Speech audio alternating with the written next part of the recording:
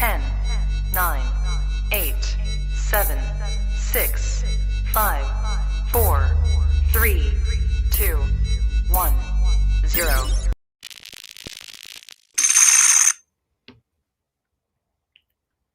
Welcome back to another edition of the Rising Coaches Podcast. I'm Adam Gordon, and today's episode is brought to you by Lucio Sports. Lucio Sports is the one-stop shop for all your technological and communication needs within your staff. Anything that you want to parlay to your staff or to your athletes, you can do it through Lucio's apps. And I don't know if you guys have just seen this, but the NCAA just voted to pass a rule that allows technology in huddles. They've been doing it in the NBA for years. Now it's coming to college basketball, which is exciting. And Lucio's been working with the pros on this for the last four seasons. Their whiteboard app allows you to show play animations on your iPad. So the days of drawing crazy squiggly lines that no one knows what they mean anymore, those are over. Now you're going to pull out an iPad and hit play and show the play diagram animated. You can get through 4 or 5 of those animations within a 30-second timeout. And the numbers that they've collected over the last 3-4 seasons of efficiency and effectiveness of ATOs for teams that use their product are off the charts. So go to luciosports.com for more information on that. Or if you sign up for a Rising Coaches membership, you get a free personal license to their product so that you can get hands-on and try it out and see if it's a good fit for your program. So thanks as always to Lucio Sports. Very excited for today's episode. Our good friend, our Rising Coaches OG, Michael Fly, head coach at Florida Gulf Coast. Mike, what's up, man? How are you? I just want to know if I use the product that you were just talking about, if they also guarantee to score on all those ATOs coming out of timeouts. I don't think they make that guarantee. However, I'm sure they would love to collect some data from you on it. You got to have dudes that put the ball in the hole at the end of the day, right? That's right. That's right. Fly, what's up, man? Good to see you as always. What's going on in your world? Beautiful day in Florida, I imagine. Always, the weather's tough down here, as you know. This is a little bit of a slow time for us. Our guys are home right now for the most part, and hopefully getting a little rest and relaxation. And they've probably, heard my voice just a little bit, over the last year. So I think it's good for them to get away for a little bit, and we'll get them back in late June and get ready to rock and roll. So just doing some watching a film and a little bit of recruiting and getting my batteries recharged a little bit too. Okay, great. And I want to get into Florida Gulf Coast in a little bit. I want to get into your career path a little bit. And I want to talk about like coaching changes and how to handle some of that stuff. I want to get to all of that. But let's start with this. It was 2010, man, crazy that it was 11 years ago that we pulled the trigger and we were like, okay, let's put a little conference on. We'll call it Rising Coaches. We knew each other a little bit. I think you were really close with Andy Farrell by that point. And so literally Rising Coaches came out of the film room at Clemson and I'd tell Andy one day, okay, this person's in, that person's in. And one of the first people that Andy said is, all right, Fly's in, the video guy at Florida State, he's going to come. And it was like, yes. And it was just kind of born from that. And then, like a month later, we were all sitting in a meeting room in Vegas on the Strip, just kind of talking it all out, listening to some great coaches that came and spoke. But the real thing was like the relationships that we were able to build starting with that year. And it's carried us through, over a decade now. Yeah, it's so interesting. I mean, looking back on that, I can still remember being at Final Fours with you guys and just talking about, man, I wish there was some way for us to all get together that are all in the same kind of boat. And, everybody's trying to figure this thing out. And it's an intimidating thing, I think, especially when you're young, just trying to wrap your head around how do I get into this business even? What do I do? It's funny looking back. I can't believe it's been that long ago, but to watch kind of everybody's career paths and to keep up with them. I was actually just on the phone with Trey Meyer a few minutes ago before you got on, who was another guy that really jumped in on the ground floor, obviously.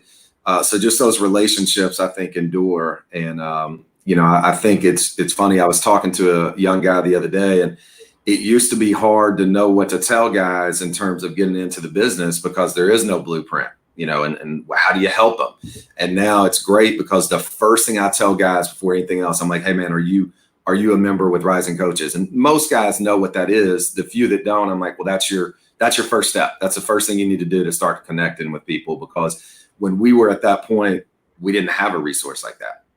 Yeah, no question. Well, I appreciate that. And and just thinking back to that first year, I think there was like 32 of us that came, and just like looking around the room, like it's crazy to see where everyone's gone their career. And I'm hoping you can give me confirmation on this, because I've gone back and like looked at the list, and I've tried to track where everyone's gone, and we'll use it occasionally for marketing material. And one of the dudes that like I have in my mind but does not show up on any registration is Andy Birdsong, who was a GA with you guys, right? He was. Was he not there? Whew, you're asking me to rack my brain here. I don't know if Andy was at the first one. I believe he came to at least one, I think. But yeah, the years start running together. I'm not sure if he was at the first one or not, but I think Andy is a great story. I talk about Andy a lot to our players, to our managers, just in terms of you just never know the people around you where guys are going to land. And I think Andy's a perfect example of, he was a GA for us at Florida State. And when I was the video guy, he was a GA. He was just a couple of years younger than me. And we had a really close relationship at that time and are still close to today. But, he goes from a GA who I used to joke, he would bring coffee in the morning sometimes to me. I'd be like, Andy, come on, man, I'm your age. You don't need to do that.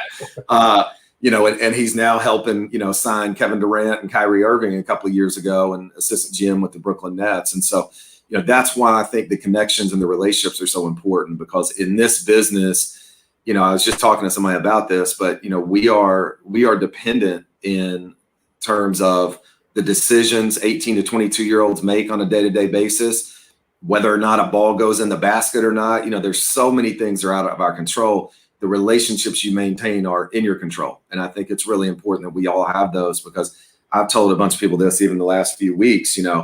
There's going to be a time that, guys that maybe are calling me right now for help, I'm going to be calling them at some point going, hey, I need your help on something. So that's why the business is closed. That's why it's tight knit. And I think that's why the people you work with are always going to be your best network, the people that are with you day in and day out, and making sure you maintain those relationships. Yeah, 100%. That's spot on. And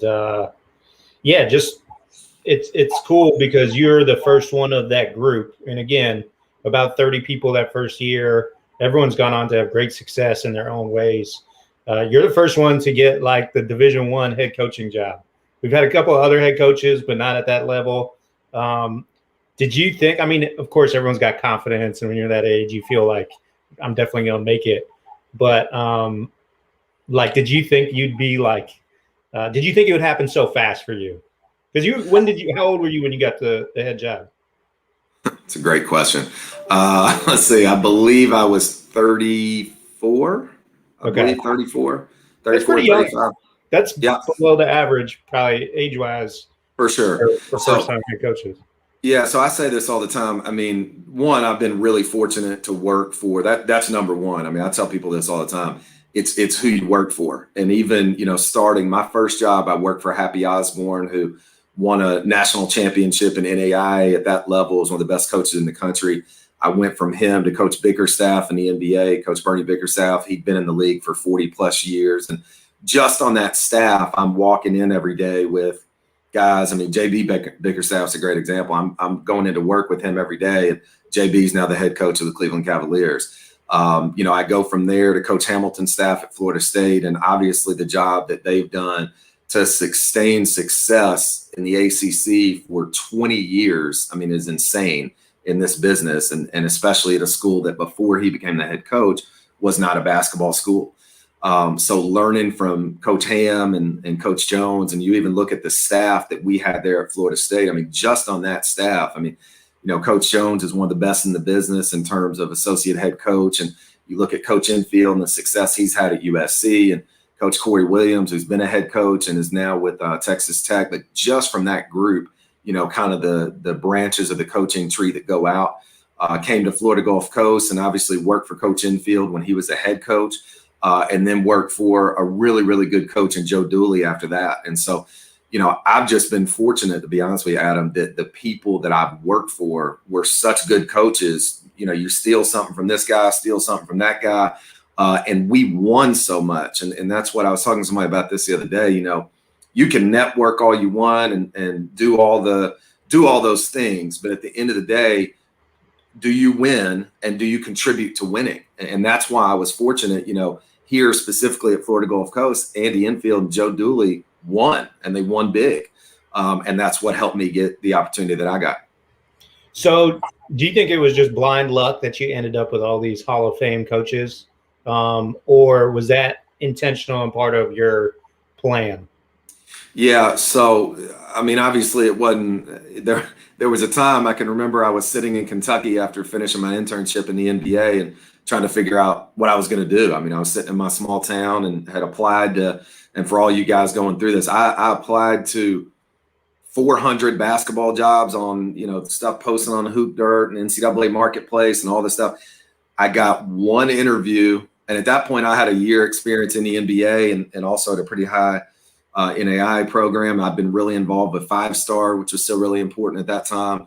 And I couldn't get anything. I got one interview, didn't get that, and was just really fortunate that a guy I worked for in the NBA, Drew Perry, who's still actually with the Charlotte Hornets, was connected with somebody at Florida State, and they wanted a guy that had been in the NBA and had done video and was younger and was willing to work crazy hours. And so that really, the phone call that came about Florida State was based on a relationship. And so it was just one relationship led to the next relationship to the next relationship. So no, I definitely didn't plan any of this out. I do think, again, you got to work really hard, and that's part of it, but you got to catch breaks.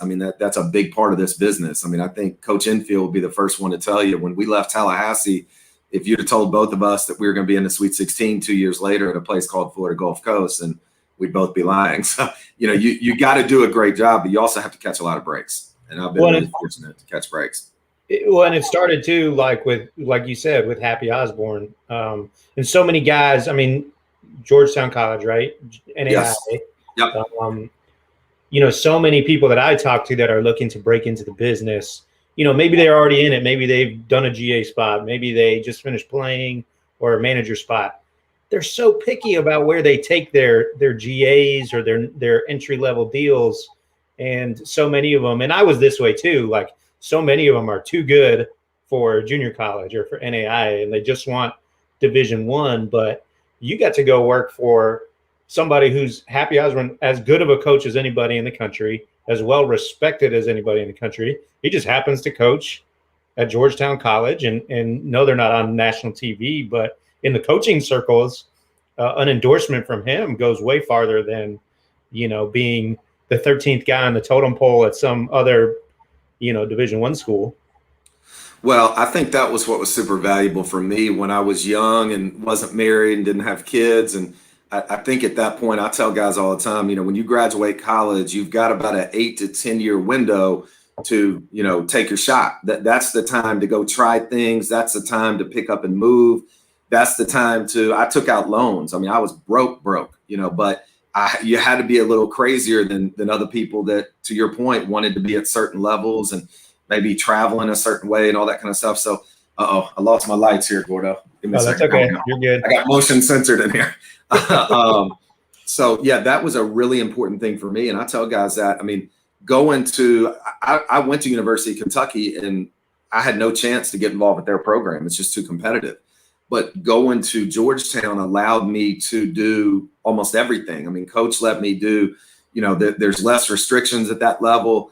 I had my hand in a lot of the stuff in the program, and I was allowed to immerse myself in things that otherwise I just wouldn't know how to do. And if I'd been a manager at Kentucky, as good as the program was, I wouldn't have known any of that stuff. So getting to learn from him, and then even going on to the Bobcats at the time, the Hornets now, that situation as well. I was interning and actually taking a class to be able to do the internship legally, because you can't work for free. You got to be able to get class credit. So I was paying for a class. I tell people this, I was living in someone's garage legitimately, which was an interesting experience about 20 miles outside of Charlotte. But it also kind of gave me a little bit of a chip on my shoulder, I guess you'd say, and a little bit of a hunger that, hey, I'm going to go get the best experience I can get and not worry about the money and not worry about the location and not worry about, I was friendless. Some people might tell you I'm still friendless, but I was friendless for a few years because I kept moving everywhere. And it was just all about getting the experience, getting the work. I think I moved 4 times in 5 years at one point. But it was just because there were opportunities to go learn from really good coaches. So I think it's really important, man, for guys 22 to 30, 28, somewhere in that range. It can't be about the level. It can't be about the are you on TV or not? Go learn from good coaches. And when they say there's an opportunity, move anywhere. Move anywhere in the country, do whatever you got to do, because it will pay off in the long run, if you're fortunate. Again, you still got to catch breaks, but I don't think you can be picky, especially when you don't have experience. You got to go where the job is. Yeah, no question. And if you're going to chase anything, don't chase levels, don't chase money, chase winning, right? That's right. Winning and experience from guys that have done it at a really high level and been successful consistently. I love it. Okay, that's a perfect segue to this. Like you mentioned, you got an 8-year window or so to move around and take those risks. But, you got your first assistant job at Florida Gulf Coast, followed Andy Enfield there from Florida State staff, and you stayed, and you're still there. But, prior to you getting the head coaching job, there was a coaching change, 2 different head coaches. Were you there 8 years as an assistant? I was 7 years as the assistant and then got the head job. Yeah, and I know there were opportunities to move on and take, maybe higher paying jobs or jobs in bigger leagues. What made you decide, hey, this is one that I'm going to stay here for?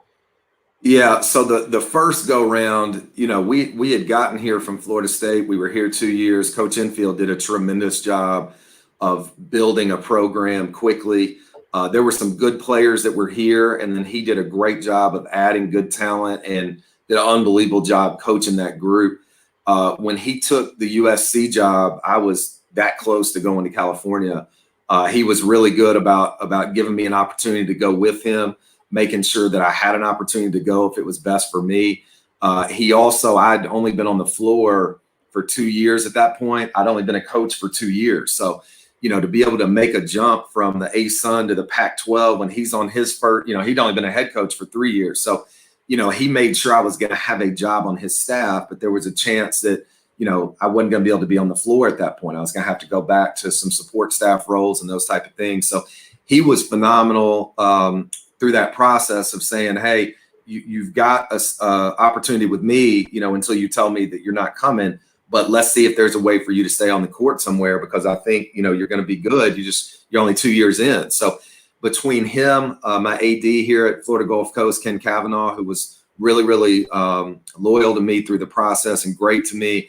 And I think, too, Joe Dooley's got to get a ton of credit here as well, to come into a new job and keep someone on your staff that Coach Dooley didn't know me at all, none, who had been here with the previous head coach, for Coach Enfield to allow me to still have an opportunity if I needed to go to USC, for my current AD to allow me the opportunity to stay throughout the transition, and then for Coach Dooley to allow me to be part of his staff, when it was his opportunity to have success as a head coach too. That doesn't normally happen. And I was really, really lucky. And as good of a job, Coach Enfield obviously got us on the map. Coach Dooley sustained that success, which is really hard to do. When you reach a height that we reached with Coach Enfield, to sustain that success through all that pressure, it's really hard. So I was so fortunate to stay with Coach Dooley, and we grew our relationship to the point that I was the third assistant when I started with Coach Enfield.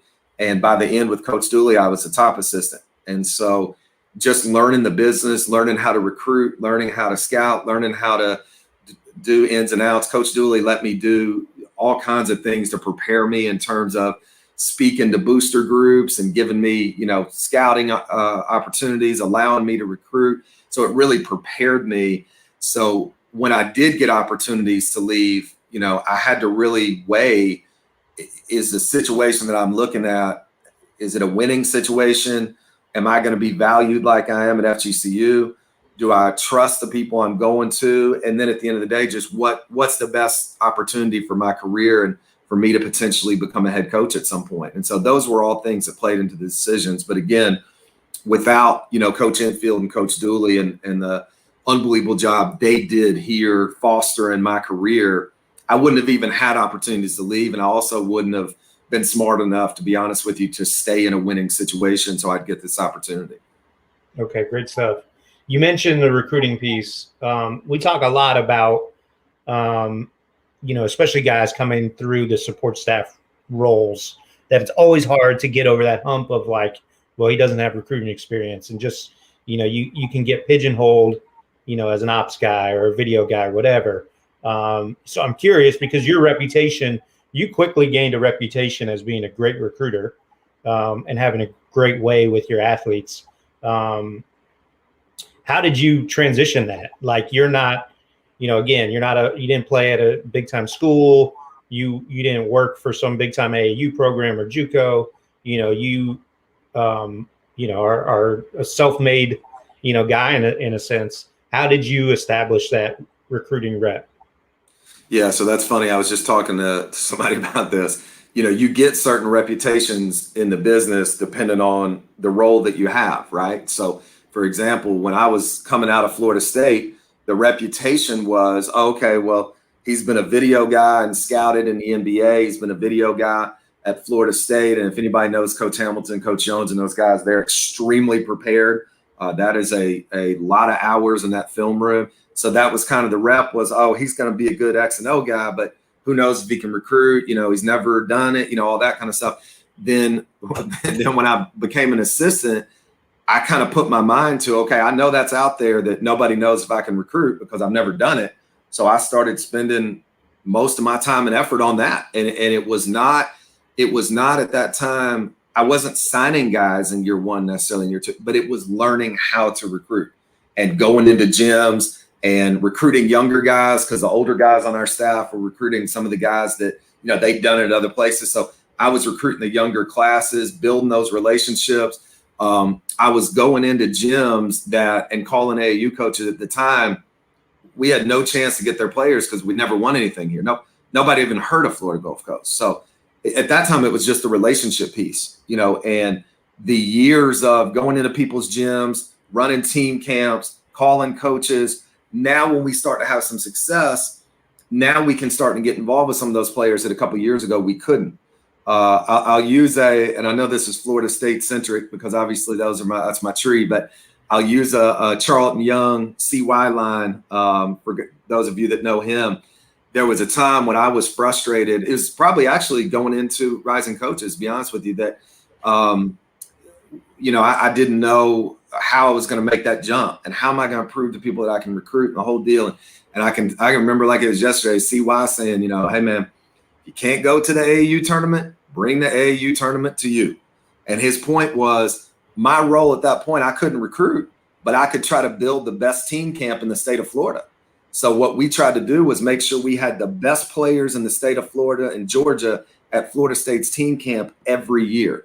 So now when I become the assistant coach at FGCU, those relationships are already established. So now our team camp at FGCU starts going because I've already got the relationships, and Coach Enfield obviously as well. So that's one way. If you're in a support staff role, get all over team camp. I guarantee you, if you have the top 50 players in your state at your team camp, your head coach is going to notice that.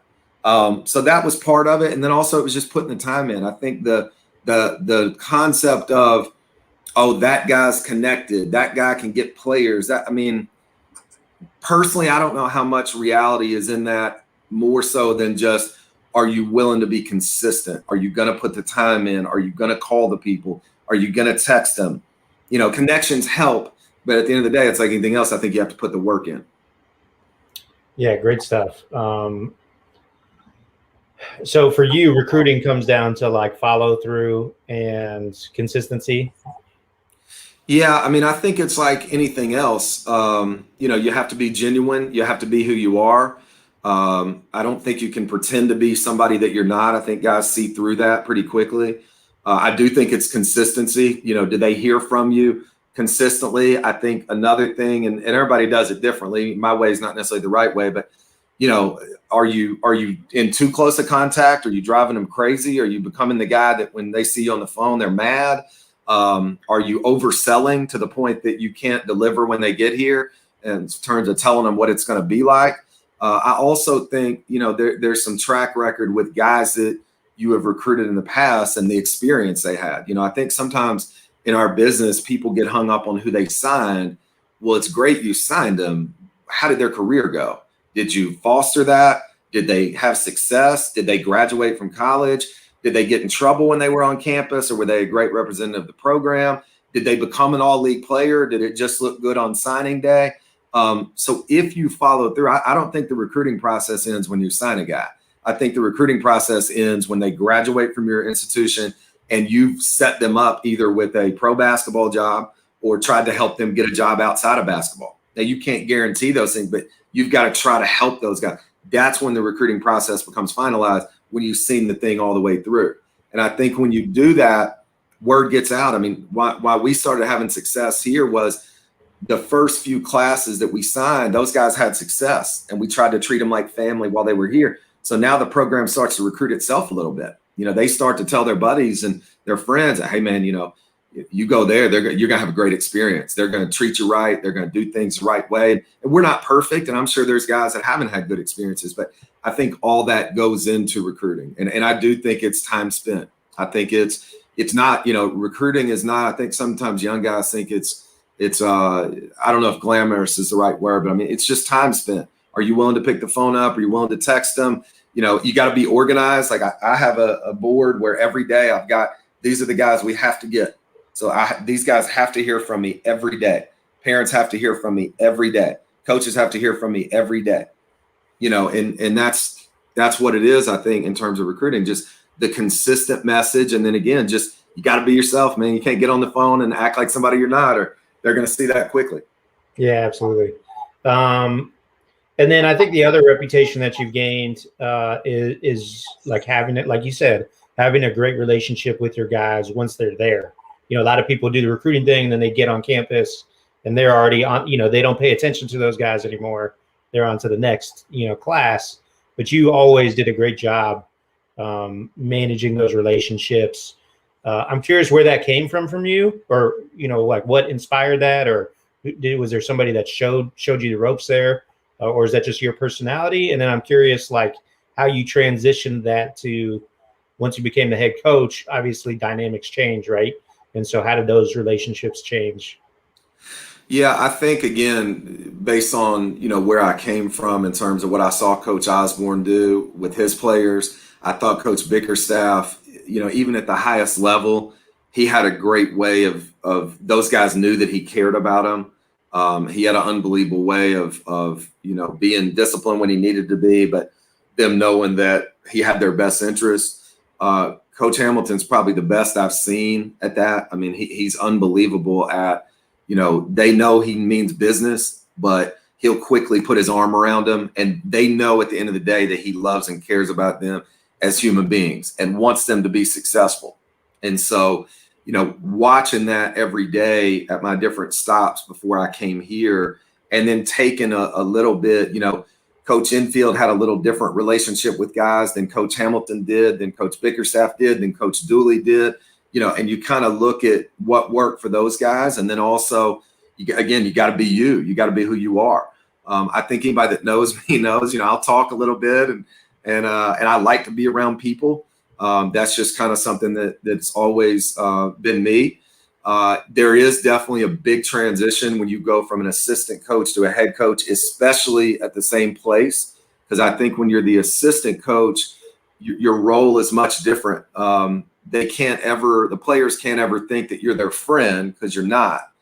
But they also have to feel like you're always in their corner. You're always going to support them. You have to play good cop or bad cop at times, depending on what the head coach is doing at that particular time. But I think the key is always the players have to know that, yes, you have their back and you love them tremendously and you're going to do anything you can to try to help them. That being said, whatever the head coach says goes. And that was always, I would let guys with any coach that I work for, that you can come in and talk and we can go through stuff. And even if you're frustrated, you can air your frustrations in the office. That's fine. I'll listen to you. And then, we'll go to lunch or go spend time. But at the end of the day, hey, we're going to do what boss man says, right? I know. So I think you got to support the player, but you also got to support the head coach. When you make that transition, especially, in the same program, I think it's difficult sometimes for the coach and the players because you're transitioning into a completely different role. I still, want to spend time with our guys, have relationships with our guys, get to know them on a personal level. My time is more limited now than it was when I was an assistant. That's one challenge, I think, when you become the head coach. The other difference is, players are going to say things to an assistant that they're not going to say to the guy that controls their playing time. So I think you have to manage that a little bit.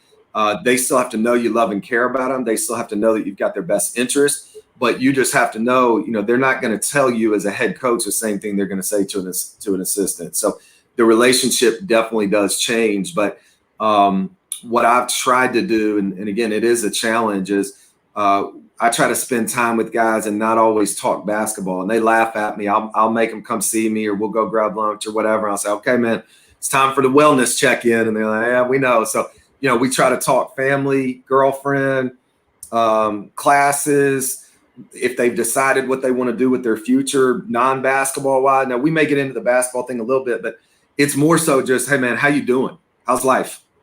And I think it's important that guys got to know they got to trust that you can help them get better on the floor. And they also got to know that at the end of the day, you want what's best for them. You want them to be successful. That may not mean they're shooting it 20 times a night. It may not mean they're playing all 40 minutes, but they got to believe that you have their best interest at heart. And as a coach, that's what our job is to try to make sure guys are successful on and off the floor. What's been the biggest challenge as a head coach? Ooh, how long you got, buddy? I think time management is probably the hardest thing. I think everybody, when you're an assistant coach, I know for me, everybody thinks that, I always say this to guys now, don't ever say when I'm a head coach, because that's the every assistant says that. And I said it all the time to myself, not out, but, oh, when I'm a head coach, I'm going to do this. When I'm a head coach. Well, you don't know until you've sat in that seat. I mean, I already had a great deal of respect for every head coach I worked for before. The day I moved into this seat, I have a whole different level of respect for all of them now, because you don't know when you're an assistant the daily pressures they have on them. You don't know what's going through their head in terms of who's pulling them in what direction. As an assistant coach, you never want to lose a game, but when you lose, you go home, you recruit, you take care of the play. You may not live with it the same as the head coach does. So there's just a whole different set of circumstances that come as a head coach.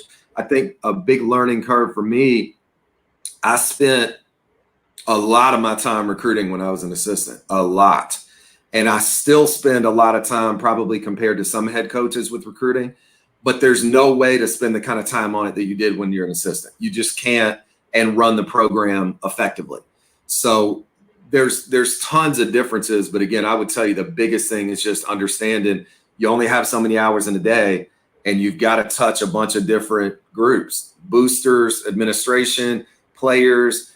Like, to your point, current players got to be more important than the guys that are coming in next, because those guys aren't in your program, but then making sure those guys know how important they are.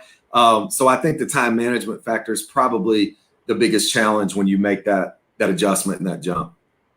Yeah, and also, like, I've talked about this too, like just transitioning to, from being an employee as an assistant coach to running a business, that pressure goes from being external, your boss, the boosters, the athletes, to internal, like it's on you. And like you said, you live with those losses a little bit different than everybody else. Like, that internal pressure is what keeps you up at night, right? That's what causes you to lose sleep. And so, like, how do you manage all that? What's been the biggest And I'm sure it's an ongoing process and we're always trying to get better, but what have you found to help you with your time management and with that, change in dynamic? Yeah, I think it's understanding that, and I probably didn't do a great job of this as an assistant. I mean, I let the job completely dominate my life probably. I mean, at the time I wasn't married, I didn't have kids. So I mean, it was recruiting all the time, the program all the time. I once had a good friend of mine tell me after I took about 6 phone calls, we went to grab a bite to eat. He said, "Hey man, I just got to be honest with you. You're awful to hang out with." I said, "Man, well that hurts." He goes, "No, I'm just telling you, like at some point you need to put the phone down." And it was a good lesson. He was right. That call can wait 45 minutes potentially, or that text message. So my first year or two, I probably didn't do a great job with that as a head coach. I took any setback really personally, whether I could control it or not. I let it really eat me up. Anytime we lost a game, anytime there was a controversy, you want everything to go perfect. You want to be successful. You want it to go the way that we all envision it in our head. And a lot of it's learning curve. A lot of it's out of your control. A lot of it's you got to catch breaks. What I've kind of learned the last couple of years is to spend that time to make sure that you're in a good place to be able to do the things that you need to do. So for example, I don't do it every day, but I did it this morning, but I try to get up and spend a little time in the morning. In the morning, phone's down. I'm with my son, with my wife. When she gets ready, I've got baby boy, so I spend 45 minutes to an hour with him in the mornings, reading to him and watching him and try to put the phone away. Then I go for, I'm not going to call it a run, Gordo, but a jog, a light 2-mile jog or so. I try to listen to a podcast. It kind of gets me thinking about, might be business, it might be culture. Sometimes it's basketball, but just to get me thinking about something besides everything I got to do. Come into the office and then it's all day, basketball. It's whatever, seeing the players, meeting with the players, watching film, whatever it might need to do. And then same thing when I go home. We've started a deal at home where I put my phone in the front of the house when I get home. And from 6 or so when I get home till 8, when Jack goes to bed, I try not to be on it. Now, I don't always get there, but I try not to be on it. And then when he goes to bed, I do. People, you may have gotten one of these phone calls, but I try to do what I call my mental health walks. So at night, I take the dog for a 2 or 3 mile walk. I get on the phone a little bit. Sometimes it's podcasts and I'm just talking to people, but it's making sure you realize that, yes, the job's important for sure. And if you let it, you can work 24 hours a day. For sure you can. But you got to take some time to be a normal person. You got to take some time to be a human being, or you're going to burn yourself to the point that you won't be good at the things people need you to be good at. I love it. So true. Okay, so now that we have like a good framework of like who you are, what your responsibilities are, how you manage them. All right, now you got to give us some insight on something that like the profession needs help with. Okay, you have an assistant job open. It was posted on Hoop Dirt, which I'm sure you're thrilled about. Okay, I had heard that it posted to Hoop Dirt. Yeah, it was on Hoop Dirt. You probably knew because your phone started ringing off the hook. Yeah. So help us out here with this because this is an important one. Most of the time, as we all know, most of the time when a job gets posted, it's already filled, right? But sometimes you see these things. It comes across the dirt section of Hoop Dirt. So-and-so's leaving or whatever. Like, how should people go about handling that? Do you want them to reach out to you? Do you want them to have people call on their behalf? Is it better just a quick email, a quick text? Like, give us some help here as a head coach dealing with it. Yeah, that's a great question. And that's probably a little bit of case by case. It's probably a little bit of coach to coach. You're right about what you said. There are a lot of times that people already know what they're going to do. But, I've got friends in the last couple of years that, I would say to them, trying to help a friend of mine, another head coach, hey, I'm sure you know what you're going to do, but and sometimes they say, no, I don't. I'm wide open. I have no idea what I'm going to do. So you don't really know, depending on the situation. I think it's hard, as the business is relationships. I think it's hard to get involved with a job if it is truly open without some type of connector. Rarely is there going to be a situation where somebody reaches out that you don't have some connector to that you're going to seriously consider, because this is such a relationship business. That being said, and again, I'm going to go Florida State on you again. I told him I'd probably use a quote from him, so if he's watching, but Coach Jones used to tell me this when I was the video guy at Florida State. He'd say, hey, young fella, you got to make sure people know what you want to do if they're going to help you. I think sometimes guys just assume you're the video guy. Well, everybody knows I want to be a head coach. Well, they might not. They might think you love being the video guy. Or there are guys in the business that are director of operations that they love being a director. They don't have an intention of coaching, or maybe they've coached before and they don't want to coach again. So I do think that if you're interested in a job and you have a connector to someone, that you at least need to find out, hey, is that person actually looking for someone, or has that been done behind the scenes for a long time? That's the first thing, is find a connector and figure out, is there actually a job that is open, quote unquote. I know it's on Hoop Dirt, but do they know who they're going to hire or not? If you can find out through a connector, whether they've already made a decision, the job's truly open, then I think the next part is through that connector trying to figure out what is that person looking for, because I think a big misconception, and I didn't even really realize this until I put my first staff together, it's not always about how good the assistant coach is. There could be a guy that's a phenomenal assistant that on paper would be the best hire ever. But if that person is going to bump heads with the guys that are currently on that staff, for whatever reason, if they're going to repeat the same skill set, then that might not make sense as a hire. And that's something that, as I've gone through this, putting my staff together initially, and now having one of my guys getting an opportunity to be in a better situation for his family, you got to make sure the pieces fit. And it's not always about who has the best resume or who's got the most experience, or do the pieces fit for what you're looking at. So, if you're somebody out there that sees something, posts a Hoop Dirt, find a connector, that you've got a connection with, figure out if the job is actually open, see if you can find out what they're looking for. Are they looking for an experienced guy? Are they looking for a young guy? Are they looking for somebody that can do player development? Are they looking for somebody that has really scouted? You just don't know what a coach is looking for. If you can figure that out, then it becomes, getting to that coach through a connector. And then, if they're interested in pursuing, a potential relationship hire situation with you, they're going to get back to you. They're going to reach out to you. There may be a situation, and I won't say who, but just so people understand, how this can work.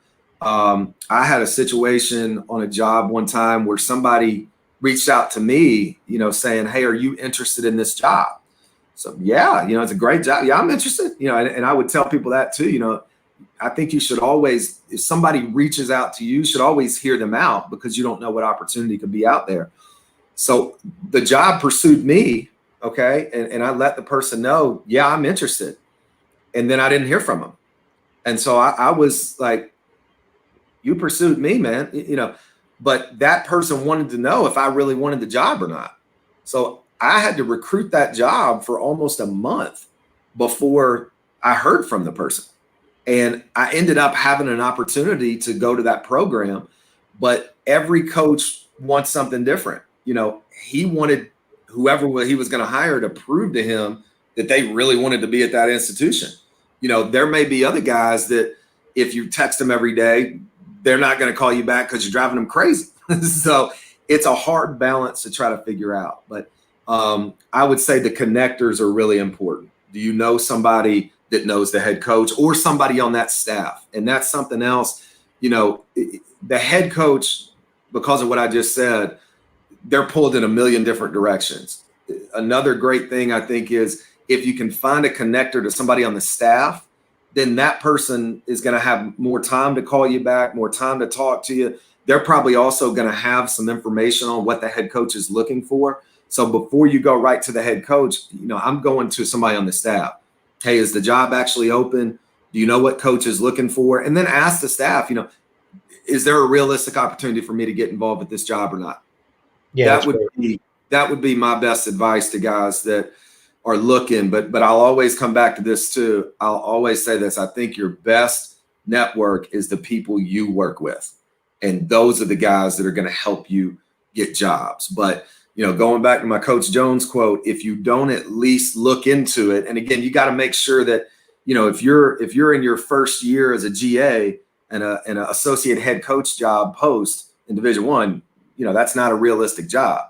But if the job is realistic, and you can find out if it's actually open, if you don't pursue it, you're definitely not going to get it. So I think you got to go through those connectors. You got to go through the staff. And then you got to try to sell yourself. That was kind of when I pursued jobs, and I never openly pursued a job. The job pursued me, but then I realized I needed to pursue jobs. I recruited the job like I would a player. And I tried to make constant contact without being annoying. And I think there's a lot of ways to do that. I think it was at the first conference. I'm trying to think if Coach Buzz spoke at the first one. First one, yep. First one. Okay. It was like 9:30 at night. We were all starving. Yeah. Okay. So he said something. I may have said this before, so I apologize, but it's always stuck with me. He talked about ways to stay in touch without being annoying. And what he talked about, and I've told a bunch of young guys this, and I'll never forget it. He talked about, whatever it might be. You may not even be trying to get a job. Maybe you're just trying to keep a relationship. So when there is a job, but he would talk about, email after a win, then leave a voicemail. I don't know if people still have office phones. I don't, but, leave a voicemail on their office phone the next week or 2 weeks later, congratulating them on something. So you've reached out in two different medians, but they haven't had to spend any time on you.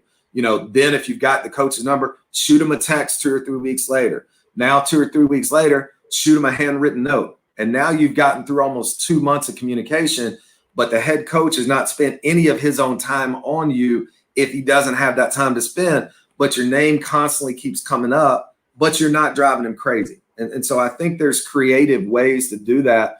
And I even do that as a head coach with guys in the business. I try to text them after a win. I'll try to write guys sometimes a handwritten note if I hadn't talked to them in a while, just because I don't like to bother guys either. Even, Coach Hamilton, Coach Enfield, those two guys I'm very close with, but I always tell them, I don't want to bother you, especially during the season. So I hope that helps, but I think the connectors are important. I think talking to the staff's important. Is the job realistic? Is the job open? And then you got to recruit the job like you'd recruit a player. Show that head coach that you can be valuable to him.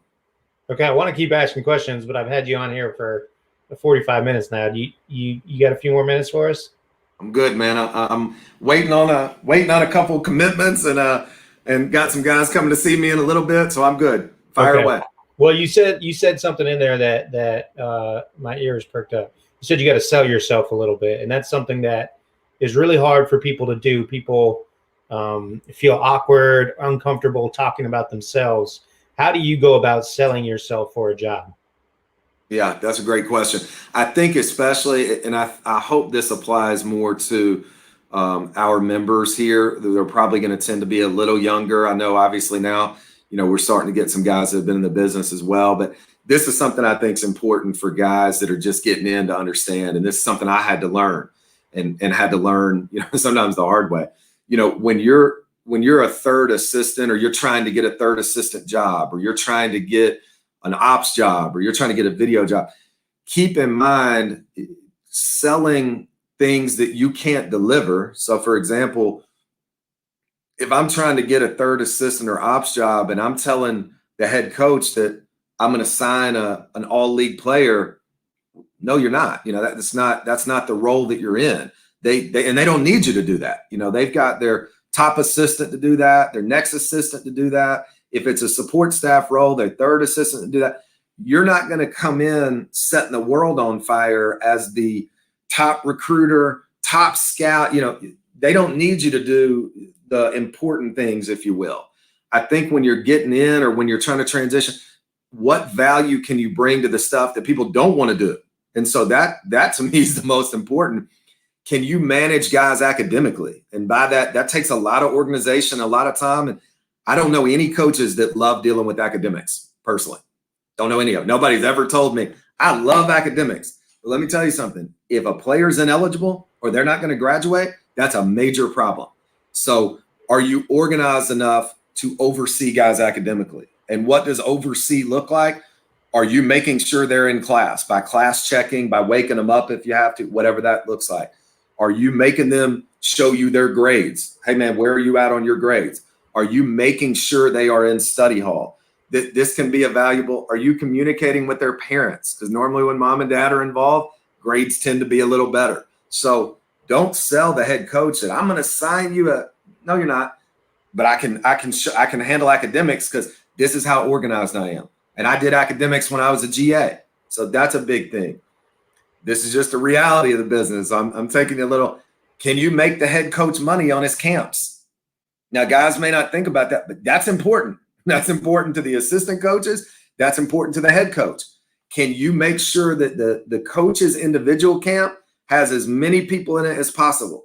Can you make sure that his team camps have as many prospects and as many teams as possible? Camp is really hard. It takes a lot of organization and it's not fun. So if you can sell to a head coach that you can help making money at camp and bring good players to campus, you can handle academics. Those are two things, again, that I guarantee you nobody on the staff's volunteering to do that. I'll share a story. I won't say who it was, but I have a friend in the business that actually got a job, which this is unheard of, but he did the work. He started sending a head coach, I think just through email, if I remember right, but maybe mailed some of them. He started sending scouts to the head coach on every program in his league and detailed analytics, full scouts. Now, unfortunately, probably for some of the guys on the staff, I think his scouts were better than what they were actually doing. But that was a creative way to, hey, coach, I know I'm not on your staff, but I want to get into college basketball. Here's a full scout on every team in your league. Hope it helps you. There's different ways to, I think, market and sell yourself. But I would just keep in mind, remember where you are in the profession, where you are in the business, and be realistic about what you can provide. Don't go promising things that you're not at that point in your career to be able to provide. And also be smart enough to look at it and go, okay, they've got a coach who's been in the business 25 years. I've got another one who's been in 15. Maybe you have 2 years of experience, whatever it might be. What are the worst jobs in a program? What do people hate to do the most? I'm going to be great at those. Because if you can do that, there's value. There's value in the jobs that nobody wants to do. So much great information in our conversation here. Okay, before we let you go, you got to let me know, what you're excited about with next year's team. You got a lot of guys coming back, a lot of points coming back, some new faces in the ASUN, right? You get some new teams added with Eastern Kentucky and Jacksonville State. What's it looking like for next season? Yeah, so we're going into year 4 here. When we got the job here, we actually lost 5 starters. Each one of them signed pro contracts, one in the NBA. So it was an interesting adjustment to go from a team with tons of experience and talent to a little bit of hit and restart. I thought for 2 years we kind of built the program back up. We set and I think you have to be careful when you talk about culture and setting a culture, because you never want to disrespect, any of the success that anybody that was before you had. But everybody's, kind of way of doing things is different. So I think each coach has to establish their way of doing things. So, for the first couple of years, we were recruiting, we were kind of building the program to look like what we wanted it to look like and the way we thought we could be successful. I loved our team this past season.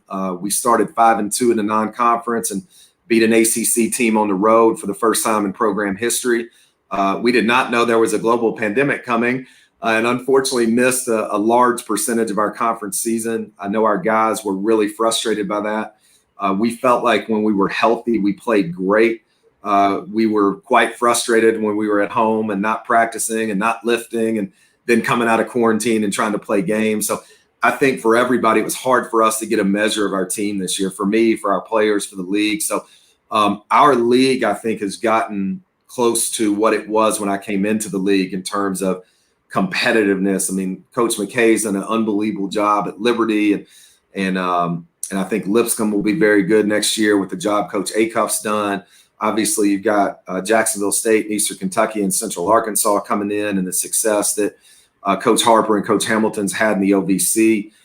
Coach Pujol and the job he's done at North Alabama. I mean, throughout our league, there are no nights in this league that you can walk into the league and just win a game by rolling. You can't just show up. So I think this can be a really competitive league, but we return a big percentage of our scoring.